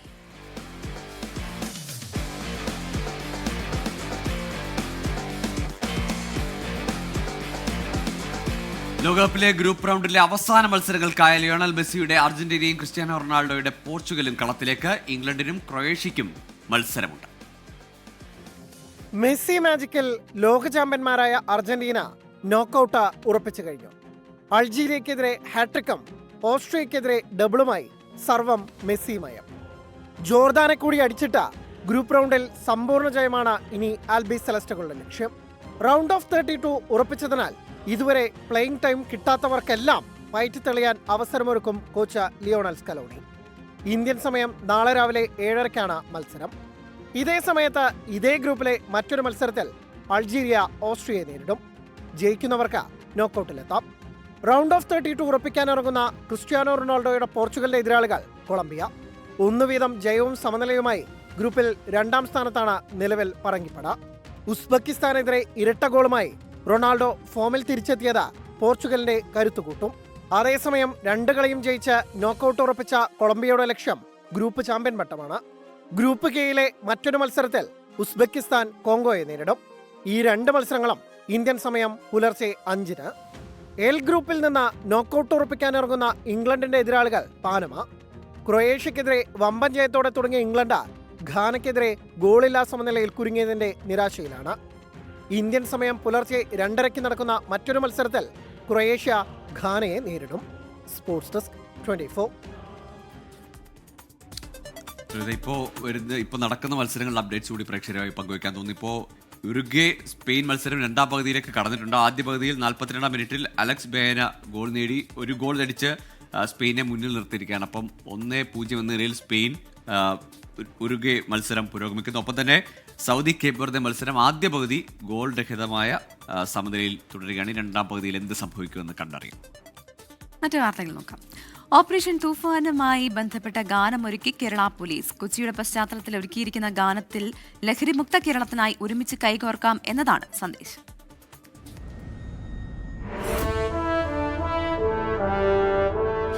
നമുക്കു വേണ്ട തീപിടിച്ച ലഹരിതൻ കുരുക്കുകൾ. Operation Toofan, operation Toofan, operation തൂഫാൻ. സംസ്ഥാനമൊന്നാകെ ലഹരിവിരുദ്ധ പ്രവർത്തനങ്ങൾക്കായി കൈകോർക്കുമ്പോൾ ഓപ്പറേഷൻ തൂഫാന് വേണ്ടി ഗാനമൊരുക്കിയിരിക്കുകയാണ് കേരള പോലീസ്. ലഹരിവിരുദ്ധ ദിനത്തിലാണ് ഗാനം പുറത്തിറക്കിയിരിക്കുന്നത്. സോഷ്യൽ മീഡിയയിൽ ഇതിനോടകം തന്നെ ആൽബം സൂപ്പർ ഹിറ്റാണ്. നമ്മൾ തന്നെ നാടിനായി കാവലായി മാറണം. ലഹരി മുക്ത കേരളത്തിനായി കരങ്ങൾ ചേർക്കണം.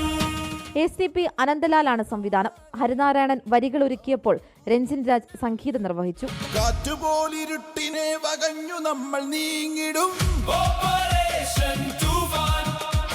വിഷം വിതച്ച വിത്തുകൾ പറിച്ചെറിഞ്ഞു പാഞ്ഞിടും. ഓപ്പറേഷൻ തൂഫാൻ. ലഹരി ഉപയോഗിക്കുന്നവർക്കുള്ള മുന്നറിയിപ്പും നിയമ നടപടികളുമാണ് ആൽബത്തിന്റെ പ്രമേയം. പുതിയൊരു കേരളത്തിനായി രാപ്പകലില്ലാതെ പണിയെടുക്കുന്ന പോലീസ് സേനയ്ക്ക് ഒരു ഊർജവും ആവേശവും കൂടിയാണ് ആൽബം.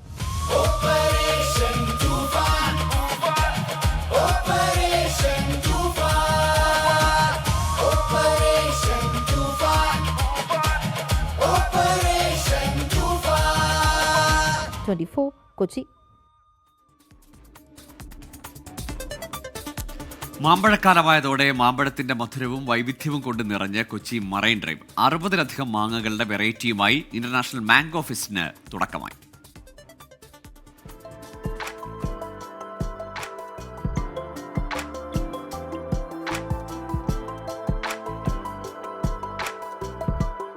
മലയാളിക്ക് മാമ്പഴം കഴിഞ്ഞേയുള്ളൂ മറ്റെന്തും. മാമ്പഴപ്രിയർക്കായി രുചിയുടെ വൈവിധ്യമൊരുക്കിയിരിക്കുകയാണ് അഗ്രികൾച്ചർ പ്രൊമോഷൻ സൊസൈറ്റി. ജൂൺ 30 വരെ നടക്കുന്ന 16ാമത് ഇന്റർനാഷണൽ മാംഗോ ഫെസ്റ്റിലേക്ക് ആയിരക്കണക്കിന് ആളുകളാണ് എത്തുന്നത്. മൽഗോവ, അൽഫോൺസ, ബങ്കനപ്പള്ളി തുടങ്ങി മലയാളിക്ക് പരിചിതമായ രുചികൾ മാത്രമല്ല, ഹിമപസന്ത്, UP മല്ലിക, അമ്രപാലി തുടങ്ങി 60-ലധികം മാമ്പഴ വെറൈറ്റികളാണ് ഫെസ്റ്റിലെ താരം. ആളുകൾക്ക് രുചിച്ചു നോക്കി മാങ്ങ വാങ്ങാം. ഇവയുടെയെല്ലാം തൈകളും വിൽപ്പനയ്ക്കുണ്ട്. എക്സ്പീരിയൻസ് എന്ന് പറഞ്ഞാൽ ഞാൻ എല്ലാ വർഷവും ചേട്ടൻ്റെ ഈ മാംഗോ ഫെസ്റ്റ് നടക്കുന്ന സമയത്ത് എല്ലാ വർഷവും പോകാറുണ്ട്, മാങ്ങകൾ വാങ്ങിക്കാറുണ്ട്. കാരണം പല പല സ്ഥലങ്ങളിൽ നിന്നുള്ള ഇന്ത്യയിലെ ഓൾമോസ്റ്റ് എല്ലാ സ്റ്റേറ്റ്സിൽ നിന്നുള്ള മാമ്പഴം എത്തിക്കാൻ വേണ്ടി ചേട്ടൻ ശ്രമിക്കാറുണ്ട്. സോ അതുകൊണ്ട് തന്നെ ഒറ്റ മാമ്പഴ ഫെസ്റ്റ് ഞാൻ മിസ്സാക്കാറില്ല. ഫെസ്റ്റിന്റെ ഭാഗമായി വിവിധതരം മത്സരങ്ങളും സംഘടിപ്പിക്കുന്നുണ്ട്. അതിൽ കൗതുകമായി ഇന്നലെ നടന്ന മാമ്പഴം തീറ്റ മത്സരം.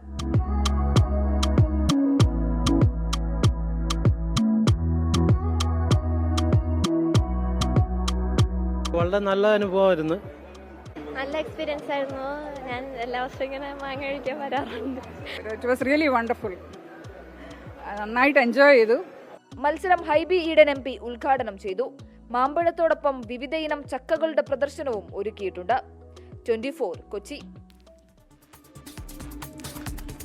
അപ്പോൾ മഴ എങ്ങനെ തകർക്കുന്നുണ്ടെങ്കിൽ ഈ മാങ്ങയും ചക്കയുടെ ഒക്കെ രുചി അതിന്റെ ഓർമ്മ വിടാതെ പോയി കഴിക്കാം മറൈൻ ഡ്രൈവിലേക്ക് പോയാൽ. അതെ, മാംഗോ ഫെസ്റ്റ് നടക്കുകയാണ്. അപ്പോൾ മാമ്പഴക്കാലമൊക്കെ കഴിയാറായി. മാമ്പഴ പ്രേമികൾക്ക് ഇതൊരു സുവർണ അവസരം കൂടിയാണ്. ഇനി മറ്റൊരു പ്രധാനപ്പെട്ട വാർത്തയിലേക്ക് പോവുകയാണ്. കാഫിർ സ്ക്രീൻഷോട്ട് കേസിൽ DYFI നേതാവ് ജിതിൻ ഭാസ്കറിന്റെ ജാമ്യാപേക്ഷ ഇന്ന് പരിഗണിക്കും. കോഴിക്കോട് ജില്ലാ കോടതിയാണ് ജാമ്യാപേക്ഷ പരിഗണിക്കുന്നത്. കഴിഞ്ഞ ദിവസം വടകര 1ാം ക്ലാസ് മജിസ്ട്രേറ്റ് കോടതി ജിതിന്റെ ജാമ്യാപേക്ഷ തള്ളിയിരുന്നു. സ്ക്രീൻഷോട്ട് നിർമ്മിച്ചത് ജിതിൻ ഭാസ്കർ ആണെന്ന് SIT കണ്ടെത്തിയിരുന്നു. വിവരങ്ങൾ ദിൽഷ തിലകൻ നൽകും. കോഴിക്കോട് നിന്ന് ദിൽഷ, ഗുഡ് മോർണിംഗ് അഗെയിൻ.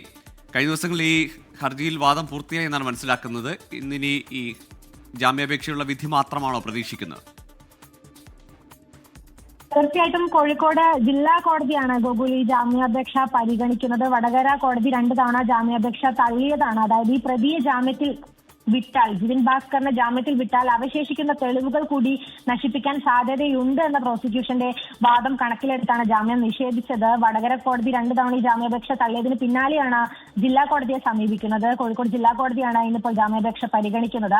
ഈ സ്ക്രീൻഷോട്ട് അത് നിർമ്മിച്ചത് ജിതിൻ ഭാസ്കർ തന്നെയാണ് എന്ന് SIT കണ്ടെത്തിയിട്ടുണ്ടായിരുന്നു. കഴിഞ്ഞ ദിവസങ്ങളിൽ ജിതിൻ ഭാസ്കറിനെ SIT വിശദമായി ചോദ്യം ചെയ്യുകയും ചെയ്തതാണ്. ഇതിൽ നിന്നൊക്കെയാണ് ഈ നിർണായകമായിട്ടുള്ള വിവരങ്ങൾ പ്രത്യേക അന്വേഷണ സംഘത്തിന് ലഭിച്ചിട്ടുള്ളത്.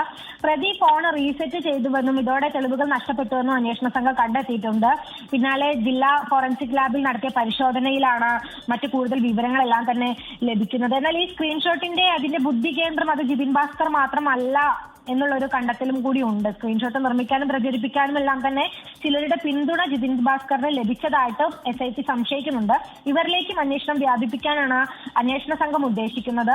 ഈ ശാസ്ത്രീയമായിട്ടുള്ള തെളിവുകൾ ലഭിക്കാത്ത സാഹചര്യത്തിൽ ഇത്തവണയും പ്രോസിക്യൂഷൻ ജാമ്യത്തെ എതിർത്തേക്കും എന്ന് തന്നെയാണ് മനസ്സിലാക്കുന്നത്. എന്തായാലും ഈ വ്യക്തികൾക്കും ഗ്രൂപ്പുകളിലേക്കും എല്ലാം തന്നെ ജിതിൻ ഭാസ്കർ ഈ സ്ക്രീൻഷോട്ട് പ്രചരിപ്പിച്ചു എന്നത് കണ്ടെത്തിയിട്ടുണ്ട്. സ്ക്രീൻഷോട്ട് ഷെയർ ചെയ്യപ്പെട്ടത്. അത് ഏകദേശം 200ഓളം ഗ്രൂപ്പുകളിലേക്കാണ് എന്നാണ് SIT സംഘത്തിന്റെ കണ്ടെത്തൽ. അതുപോലെ തന്നെ ഈ കാഫിർ സ്ക്രീൻഷോട്ട് അത് ആദ്യം ജിതിൻ ഭാസ്കർ ആദ്യം പോസ്റ്റ് ചെയ്തത് വടകര സ്ക്വാഡ് എന്ന വാട്സ്ആപ്പ് ഗ്രൂപ്പിലാണ്. തുടർന്ന് അത് ഡിവൈഎഫ്ഐ നേതാവായിട്ടുള്ള മുൻ ഡിവൈഎഫ്ഐ നേതാവായിട്ടുള്ള റിബേഷ് രാമകൃഷ്ണൻ റെഡ് എൻകൗണ്ടർ എന്ന ഗ്രൂപ്പിലും പ്രചരിപ്പിച്ചു എന്നാണ് പ്രത്യേക അന്വേഷണ സംഘത്തിന്റെ കണ്ടെത്തൽ. മാത്രമല്ല ഇതിന്റെ ഈ സ്ക്രീൻഷോട്ടിന്റെ ഉറവിടം തേടി ഈ ഇടത് സൈബർ കേന്ദ്രങ്ങളിലെല്ലാം തന്നെ ഇടത് വാട്സ്ആപ്പ് ഗ്രൂപ്പുകൾ FB പേജുകളെല്ലാം തന്നെ SIT പരിശോധനയ്ക്ക് വിധേയമാക്കിയിട്ടുണ്ടായിരുന്നു. ഒരുപാട് ഡിവൈഎഫ്ഐ നേതാക്കളെ അടക്കം ഈ ഒരു കേസിൽ ചോദ്യം ചെയ്തിട്ടുള്ളതാണ്. എന്തായാലും ഇപ്പോൾ ദിലിഷ, ഇത് പ്രചരിപ്പിച്ചത് റിബേഷ് ആണ്, ഒപ്പം തന്നെ ഇത് തയ്യാറാക്കിയത് ജിതിൻ ഭാസ്കർ ആണെന്ന് പറയുമ്പോഴും അതിന് ഉറവിടം കണ്ടെത്താൻ ആയിട്ടുണ്ടോ? അതായത് പ്രധാനപ്പെട്ട തെളിവായ ഫോൺ റീസെറ്റ് ചെയ്തു എന്നാണ് അന്വേഷണ സംഘം അറിയിച്ചിരിക്കുന്നത്. അങ്ങനെയെങ്കിൽ ഇത് അന്വേഷണത്തിൽ ഒരു പ്രധാന വെല്ലുവിളിയാകില്ലേ?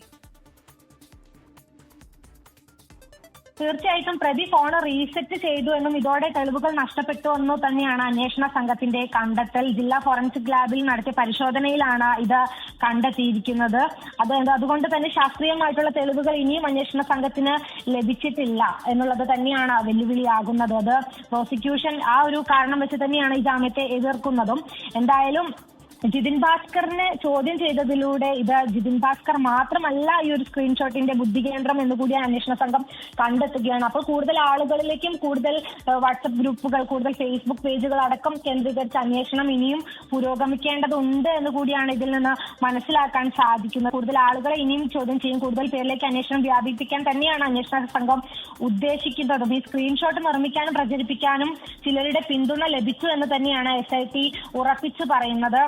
അതുകൊണ്ട് തന്നെ കൂടുതൽ ശാസ്ത്രീയ തെളിവുകൾ തേടിയുള്ള അന്വേഷണം, അതിൽ മെറ്റയ്ക്കടക്കം കത്ത് നൽകിയതാണ് കൂടുതൽ സാങ്കേതികമായിട്ടുള്ള വിവരങ്ങൾ ലഭിക്കുന്നതിന്റെ ഭാഗമായിട്ട്.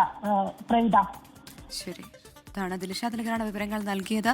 എന്തായാലും കഴിഞ്ഞ ദിവസം ജിതിൻ ഭാസ്കറിന്റെ ജാമ്യാപേക്ഷ തള്ളിയിരുന്നു. ഇന്നിപ്പോൾ സമാനമായ ആ ഒരു രീതി തന്നെ ആയിരിക്കാം ഇന്നും. ഇപ്പോൾ കോഴിക്കോട് ജില്ലാ കോടതിയിൽ ഈ കേസ് എത്തുമ്പോൾ കോടതിയും പരിഗണിക്കുകയാണെന്നാണ് നമ്മൾ മനസ്സിലാക്കുന്നത്. പക്ഷേ അതേസമയം തന്നെ അന്വേഷണ സംഘത്തിന് വലിയ വെല്ലുവിളിയാകുന്നത് ഈ ഫോൺ റീസെറ്റ് ചെയ്തതാണ്.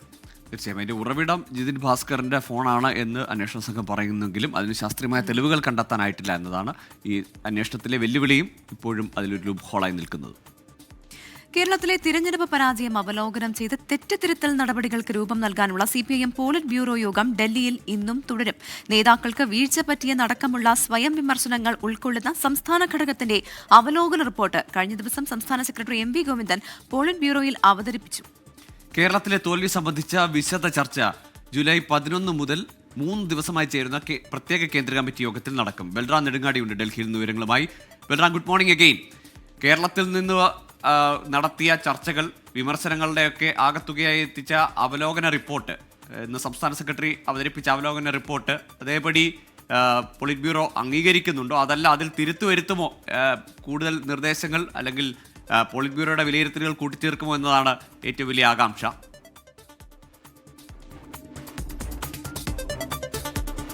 Very good morning Gokul, Pravitha.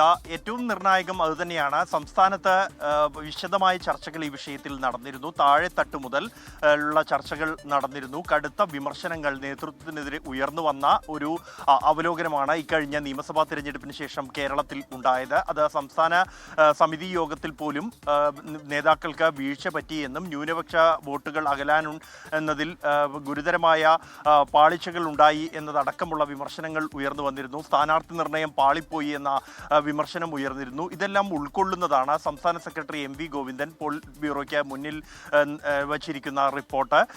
കഴിഞ്ഞ ദിവസം ജനറൽ സെക്രട്ടറി MA ബേബി ഈ PB യോഗത്തിന് മുന്നിൽ അവതരിപ്പിച്ച റിപ്പോർട്ടിൽ ഈ കാര്യങ്ങളെല്ലാം ഉൾപ്പെടുന്നുണ്ട്. ഇതോടൊപ്പം തന്നെ കഴിഞ്ഞ 10 വർഷത്തെ ഭരണത്തിൽ ജനകീയ പദ്ധതികൾ നടപ്പാക്കി, ജനക്ഷേമ പദ്ധതികൾ നടപ്പാക്കിയെങ്കിലും പാർട്ടിയുടെ അടിസ്ഥാന വോട്ട് ബാങ്കായ അടിസ്ഥാന ജനവിഭാഗത്തെ അകലുന്ന സാഹചര്യമാണ് ഉണ്ടായത് എന്നും ആ വോട്ടുകൾ നിലനിർത്തുന്നതിൽ വീഴ്ച പറ്റിയെന്നുമുള്ള സ്വയം വിമർശനം ഉൾപ്പെട്ടിട്ടുണ്ട്. ഈ കഴിഞ്ഞ ദിവസം നടന്ന ചർച്ചകളിൽ ബംഗാളിലെയും കേരളത്തിലെയും സാഹചര്യങ്ങൾ സംബന്ധിച്ചുള്ള ചർച്ചകൾ നടന്നിരുന്നു. എന്നാൽ ബംഗാളിനായിരുന്നു ആദ്യ ദിവസം മുൻതൂക്കം എന്നാണ് നമുക്ക് ലഭ്യമാകുന്ന വിവരങ്ങൾ വ്യക്തമാക്കുന്നത്. പ്രത്യേകിച്ച് ഈ തെരഞ്ഞെടുപ്പിന് ശേഷം പോലും ഒട്ടേറെ രാഷ്ട്രീയ മാറ്റങ്ങൾ, തൃണമൂൽ കോൺഗ്രസ് പിളരുന്നതടക്കമുള്ള സാഹചര്യങ്ങളുണ്ടായി. അതുകൊണ്ട് തന്നെ അക്കാര്യങ്ങളിലേക്ക് ചർച്ചകൾ കേന്ദ്രീകരിച്ചു ആദ്യ ദിവസം എന്നാണ് നമുക്ക് ലഭ്യമാകുന്ന വിവരം. എന്തായാലും കേരളത്തിലെ സാഹചര്യങ്ങൾ ചർച്ച ചെയ്തിട്ടുണ്ട്. ഇന്ന് അതിൻ്റെ തുടർ ചർച്ചകളുണ്ടാകും. ഈ ഘട്ടത്തിൽ സംസ്ഥാന സെക്രട്ടേറിയറ്റ് അംഗീകരിച്ച റിപ്പോർട്ടിൽ ഉൾപ്പെടുന്നതിൽ കൂടുതൽ വിമർശനങ്ങൾ പോളിറ്റ് ബ്യൂറോ അംഗങ്ങളുടെ ഭാഗത്തു നിന്നും ഉണ്ടാകുമോ എന്നുള്ളത് തന്നെയാണ് ഏറ്റവും നിർണായകം. അത്തരത്തിൽ ഉണ്ടാവുകയാണെങ്കിൽ ആ നിർദ്ദേശങ്ങൾ കൂടി ഉൾപ്പെടുത്തിയ റിപ്പോർട്ടായിരിക്കും വരുന്ന ജൂലൈ 11 ആരംഭിക്കുന്ന കേന്ദ്ര കമ്മിറ്റിയിലെ ചർച്ചയ്ക്കായി മുന്നോട്ട് വയ്ക്കുക. അപ്പോൾ അതേപടി അംഗീകരിക്കുമോ അല്ലെങ്കിൽ അതിൽ കൂട്ടിച്ചേർക്കലുകൾ വരുത്തുമോ മാറ്റങ്ങൾ ഉണ്ടാകുമോ എന്നുള്ളത് ഏറ്റവും നിർണായകമായി മാറും. എന്തായാലും പോളിറ്റ് ബ്യൂറോ അംഗങ്ങളുടെ നിർദ്ദേശങ്ങൾ അത് മറ്റ് സംസ്ഥാനങ്ങളിൽ നിന്നുള്ള അംഗങ്ങൾ കേരളത്തിലെ സാഹചര്യങ്ങൾ വിലയിരുത്തിക്കൊണ്ട് എന്ത് നിർദ്ദേശങ്ങളായിരിക്കും മുന്നോട്ട് വയ്ക്കുക, വിമർശനങ്ങൾ ഉണ്ടാകുമോ എന്നുള്ളത് നിർണായകമാകും. അക്കാര്യം ഇന്നത്തെ യോഗം പൂർത്തിയാകുന്നതോടെ വ്യക്തമാകും. ശരി, ബൽറാം നെടുങ്ങാടിയാണ് വിശദാംശങ്ങൾ നൽകിയത് ഡൽഹിയിൽ നിന്ന്. ഇടുക്കി വണ്ടിപ്പെരിയാർ ഗ്രാമ്പിയിൽ പശുവിനെ കടുവ ആക്രമിച്ചു. മൂന്നാറിൽ നിന്നും പിടികൂടി പെരിയാർ സങ്കേതത്തിൽ തുറന്നുവിട്ട കടുവയാണ് ആക്രമണം നടത്തിയതെന്നാണ് സംശയം. രാഹുൽ വിജയനുണ്ട് വിശദാംശങ്ങളുമായി ഇടുക്കിയിൽ നിന്ന്. രാഹുൽ, എപ്പോഴാണ് ഈ കടുവയുടെ ആക്രമണം ഉണ്ടായത്? ഈ പ്രദേശത്ത് വനംവകുപ്പിന്റെ ഭാഗത്തു നിന്ന് എന്തെങ്കിലും നടപടികൾ ഉണ്ടായിട്ടുണ്ടോ? ഗോകുൽ, ഇന്നലെ വൈകിട്ടാണ് ഈ കടുവയുടെ ആക്രമണം ഉണ്ടാകുന്നത്. ഇതൊരു സ്ഥിരം സംഭവമാണ്. കഴിഞ്ഞ 2 മാസമായിട്ട് ഈ പ്രദേശത്ത് ഏകദേശം 11ഓളം പശുക്കളെ, വളർത്തു മൃഗങ്ങളെ കടുവ ആക്രമിച്ചിട്ടുണ്ട്. കഴിഞ്ഞ ഏപ്രിൽ 1-ാം തീയതി ഒരു കടുവയെ പിടികൂടി, മൂന്നാറിൽ നിന്നൊരു കടുവയെ പിടികൂടി പെരിയാർ കടുവാ സങ്കേതത്തിൽ തുറന്നു വിട്ടിരുന്നു. അത് പിന്നീട് ജനവാസ മേഖലയിലേക്ക് ഇറങ്ങുന്ന കാഴ്ച കണ്ടതാണ്. അതിനെ പിടികൂടാൻ വേണ്ടി വനംവകുപ്പ് 6 കൂട് ഉൾപ്പെടെ സ്ഥാപിച്ച് 2 മാസമായിട്ട് കാത്തിരിക്കുകയാണ്. പക്ഷേ അത് കൂട്ടിൽ കയറുന്നില്ല.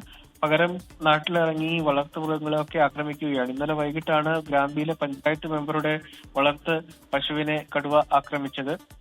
ശബ്ദം കേട്ട് ആളുകൾ പുറത്തേക്ക് ഇറങ്ങി വന്നപ്പോഴേക്കും കടുവ പോയിരുന്നു എന്നുള്ളതാണ് പറയുകയും ചെയ്യുന്നത്. എന്തായാലും വലിയ ആശങ്ക അവിടുത്തെ ആളുകൾക്കുണ്ട്. എത്രയും വേഗം കടുവയെ മയക്കൂടി വെച്ച് ഉൾപ്പെടെ പിടികൂടാനുള്ള നടപടി സ്വീകരിക്കണമെന്നുള്ളതാണ് നാട്ടുകാരുടെ ആവശ്യം. 1/2 കിലോമീറ്റർ ചുറ്റളവിൽ ഇപ്പോഴും ജനവാസ മേഖലയിൽ കടുവയുണ്ട് എന്നുള്ളത് വനംവകുപ്പിന്റെ റേഡിയോ കോളർ പരിശോധനയിലൂടെ കണ്ടെത്താനും കഴിഞ്ഞിട്ടുള്ളതുമാണ്.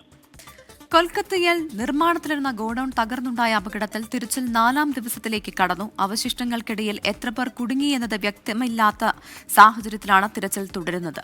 ഇന്നലെ 2 മൃതദേഹങ്ങളാണ് അപകട സ്ഥലത്ത് നിന്ന് ലഭിച്ചത്. ഇതോടെ മരണസംഖ്യ 15ലേക്ക് ഉയർന്നു. ഗോഡൌൺ തകർന്ന അവശിഷ്ടങ്ങൾക്കിടയിലൂടെ കടത്തിവിടാൻ സാധിക്കുന്ന ക്യാമറകൾ ഉപയോഗിച്ചാണ് തിരച്ചിൽ നടക്കുന്നത്. മൊബൈൽ ടവർ വിവരങ്ങൾ ഉപയോഗിച്ച് കാണാതായവരുടെ മൊബൈൽ ലൊക്കേഷനും തേടുന്നുണ്ട്. ഇരുമ്പ്, സ്റ്റീൽ കമ്പികൾ അറുത്തുമാറ്റി തിരച്ചിൽ വേഗത്തിലാക്കാൻ NDRFന്റെ ആവശ്യപ്രകാരം റെയിൽവേയുടെ ഒരു സംഘവും തിരച്ചിൽ നടത്തുന്നുണ്ട്.